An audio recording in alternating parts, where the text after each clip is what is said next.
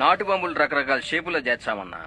కొన్ని కొబ్బరికాయ షేపు, కొన్ని పరాంతకాయ షేపు, కొన్ని అరటికాయ షేపు, కొన్ని వంకాయ షేపు, కొన్ని టిఫిన్ బాక్స్ షేపు, కొన్ని గుర్సు బాణాలు, కొన్ని సైలెన్సర్లు, ఇంకొన్ని కుక్కదొడ్డి షేపు.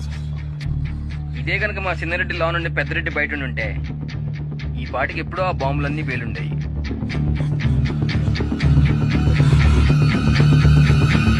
మా రామిరెడ్డి రాజకీయాలకు రావాలనేది మా పెద్దరెడ్డి కళ.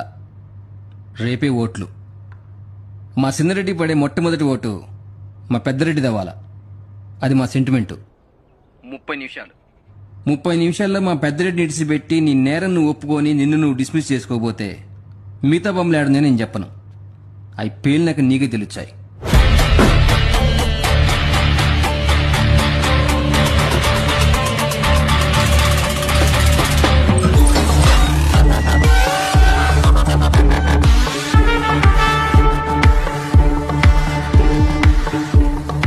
భయపెడితే భయపడేవాడిని వస్తాదన్నారు ఎస్ఐ గారు.